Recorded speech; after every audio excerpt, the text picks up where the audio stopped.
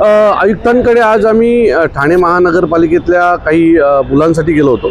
वारस हक्कात एक 400 मुलांना जॉबला लावण्यात येणार होतं, परंतु मागील अनेक वर्षांपासून त्यांना जॉबला ठेवण्यात येत नाही आहे। कोविडच्या काळात काम करताना अनेक जणांच्या घरचे पॅरेंट्स हे वारले आणि त्यांना वारस हक्क म्हणून जॉबला ठाणे महानगरपालिकेत लावलं गेलं पाहिजे होतं।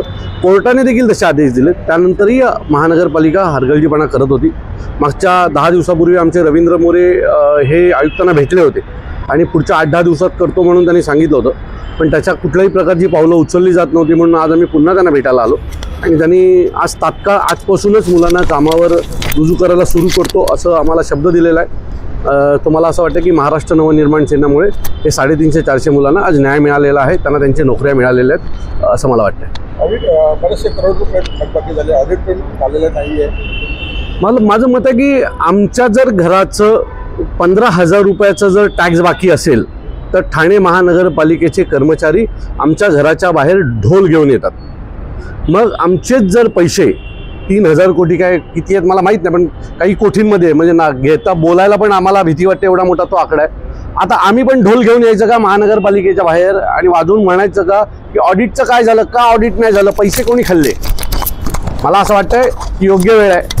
जर ऑडिट झालं तर अनेक नेते अनेक अधिकारी हे तुम्हाला जेल, त्यांचा मुक्काम पोस्ट जेल असेल, ठाणे जेल असेल आणि हे झालं पाहिजे। कारण 3-3, 2-2 हजार करोड रुपये म्हणजे होतं काय?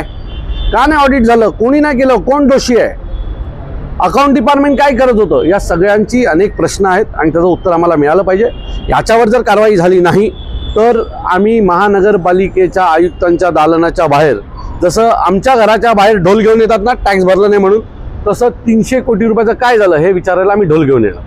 मोठ्याच्या आधी असताना मोठ्या प्रमाणात ठाण्यामध्ये आनंदी बांधकाम बिनधास्तपणे चालू आहे। मला कळत नाही आहे की हे का, कोण करतंय, कोणाच्या छत्रछायाखाली होतंय, का अनधिकृत एवढं सुंदर ठाणं आपलं तयार झालंय मागच्या काही वर्षात, त्याला अनधिकृतचं रूप का देताय तुम्ही?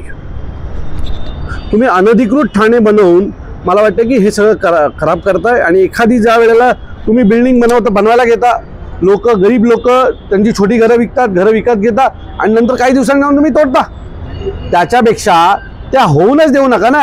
तो सहाय्यक आयुक्त काय डोळ्याला पट्टी बांधून झोपलेला असतो का? त्याला तुम्ही कधी प्रश्न विचारणार आहात का? तो अनेक प्रश्न आहेत आणि अनेक प्रश्नांची उत्तरं आम्हाला आयुक्त साहेबांकडून हवी आहेत। बरेच दिवसापासून कशाचा मोठा विषय धरण नाहीये, आपल्याला डम्पिंग ग्राउंड नाही। ठाणे महानगरपालिकेत तसं काही नाही आहे। मी नेहमी म्हणतो की एक शहर उभं होताना त्याच्या पुढचं 25 वर्षाचं प्लॅन हवं आहे। आज ठाणे महानगरपालिकेची हद्दीमध्ये राहणाऱ्या लोकांची लोकसंख्या ही 24 ते 25 लाखाच्या घरात आहे, बरोबर आहे सर? 24 ते 25 लाख जर लोकसंख्या असेल तर पुढच्या 25 वर्षांनी ती लोकसंख्या डबल होणार आहे। तर त्या दृष्टीने तुमच्याकडे पाण्याचा साठा असला पाहिजे, म्हणजे धरण असलं पाहिजे, तुमच्याकडे कचरा व्यवस्था, घनकचरा व्यवस्था असली पाहिजे, तुमच्याकडे तशा प्रकारचे रस्ते असले पाहिजेत। पण अशा कुठल्याही प्रकारचं प्लॅनिंग केलं जात नाही। आलेली निधी, ठाणे महानगरपालिकेचं बजेट जाहीर होतं, त्याचे पैसे जमा होतात की कुठं तरी किरकोळ काम करायचं काही लाखाचं आणि त्यात बिलामध्ये ईडी करायची, जे काही चुत्या बनवता येईल ते बनवायचं आणि ते बिलं खाऊन टाकायचे। तर मला वाटतं या पैशाचं जर नीट नियोजन झालं तर आपलं स्वतःचं धरण होईल, स्वतःचं कचरा टाकण्याचं एक व्यवस्था पण उभी राहील। पण ही उभी करण्याची इच्छा इथल्या नेत्यांमध्ये आणि इथल्या महापालिकेच्या अधिकाऱ्यांमध्ये असणं गरजेचं आहे। आता आयुक्त कुठे रस्त्यावर उतरून दिसत नाही, काम कसं झालं, कुठे कचरा तिथे गेले नाही, कुठे कचरा साठलाय, बरेचसे विषय कुठे रस्त्यावर उतरून ते काम करताना दिसत नाही। मला वाटतं ते जर रस्त्यावर उतरून काम करणार नसेल तर एक दिवस ते घरी दिसतील। कारण तुम्ही काही दिवस माच करू शकता, त्याच्यानंतर तुम्हाला काम करावंच लागणार आहे।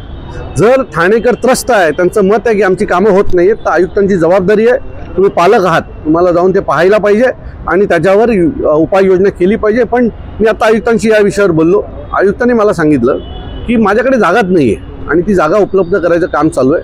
सो जेवढी जबाबदार आयुक्त आहेत तेवढी जबाबदार राजकीय नेते पण आहेत, त्यांनी देखील पुढात पण घेतलं पाहिजे आणि त्यांनी देखील ती जागा उपलब्ध करून देण्यासाठी त्यांना मदत केली पाहिजे असं मला वाटतं।